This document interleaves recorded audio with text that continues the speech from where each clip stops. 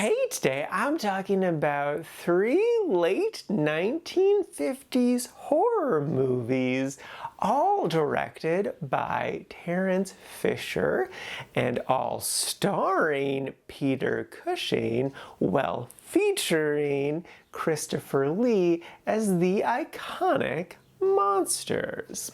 And the names of those 3 movies are Horror of Dracula, The Mummy, and The Curse of Frankenstein.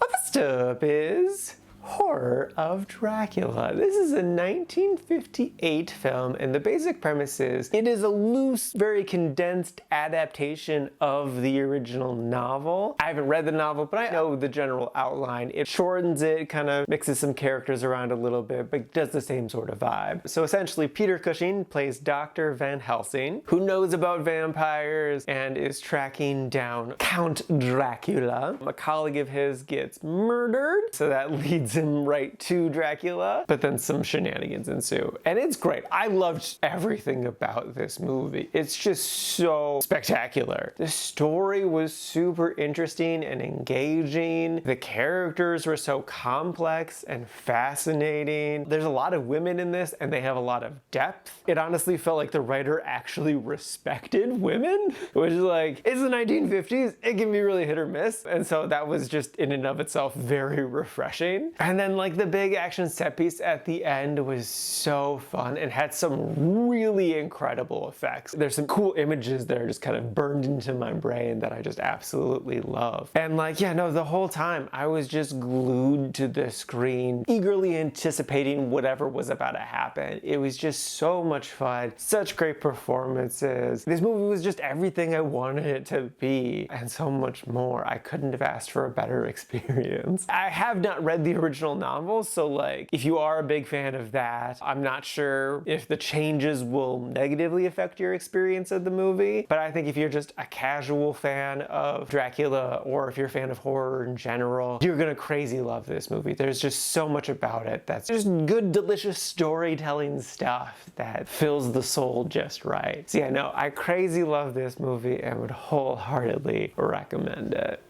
Next up is The Mummy, 1959. The basic premise is Peter plays the son of this archaeologist who has spent his whole life obsessed with Egypt, and in particular this one princess who just vanished one day. Well, they believe they found her tomb, and even though they're advised to not steal everything, they still end up stealing everything. Bad stuff happens to them. Flash forward a couple of years, the locals want their treasures back, their history back, and now a mummy is on the loose seeking revenge. This was a good, solid film. It had a very strong start. The mystery of it all was really interesting. A big thing I loved about it is that the main characters, the white people, are really the villains of the story. That as the mummy is kind of picking these people off, I'm like, yeah, they deserve this. And then like we even get the mummy's backstory, and it's so beautiful and interesting and tragic, and it wraps up in such a really interesting way. Like I love the third act of the movie. It really tied it all together so well. Where this movie kind of flounders a bit is in the midsection. They start to explain the backstory of the princess and all of this stuff and how everything kind of came to be. And it started off really fascinating, but then it kind of just kept dragging on. It just felt like they were over-explaining stuff. I started to tune out and I'm like, no, I'm actually enjoying this movie. Pay attention, Charlie. So that was just a bit frustrating. But like I said, it came back around in the end with some really exciting, fun action set pieces, and I think it had an interesting conclusion as well. So even though this movie definitely has its faults, I think overall it's a good experience that is worth checking out. If you want a nice, fun, interesting, classic horror film where the white people are actually the bad guys, yeah, no, this is definitely a fun one to check out. Just keep in mind that it'll dip a little bit in the middle, but knowing that will help you anticipate it and should help you have a better experience than I did. So yeah, no, solid film, would recommend.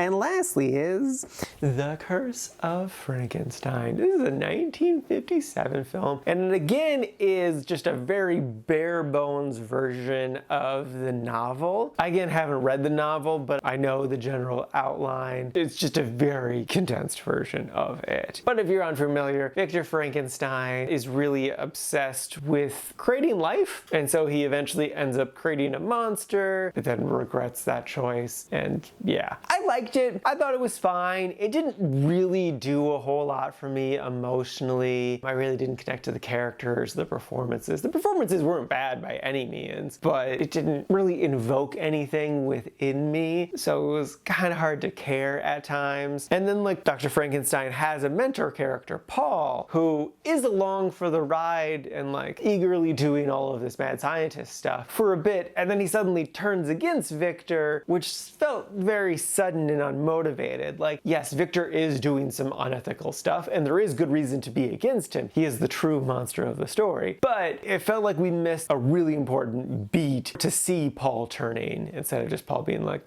actually, out of nowhere. Like, no, we needed a bit more there. And then on top of that, Paul just constantly complaining at Victor was so repetitive, and it didn't really add anything to the story. He's just like, you shouldn't do this, and then Victor's like, I'm gonna do it anyway. That was like 5 or 6 times. And I'm like, okay guys, let's move on. Anything else? Be more active, Paul. I did enjoy the little romance that was in the film with the maid. I thought that was fun and interesting, especially just how much of a dick Victor was with it. That felt very in character, but that was a very small part of the movie, so it didn't really do a whole lot for me. So yeah, no, I liked it. I thought it was fine. Would I recommend it?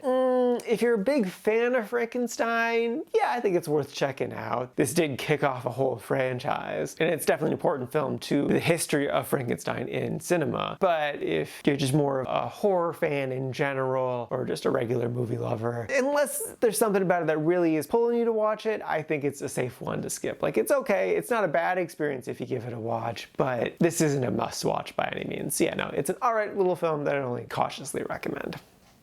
Alrighty, now for today's rankings. First up, we got Horror of Dracula sitting at number 7 in the really like section. And then after that is The Mummy sitting at number 33 in the quite like section. And then bringing up the rear is The Curse of Frankenstein sitting at number 40 in the liked section. And this is out of a total of 66 old movies so far this year.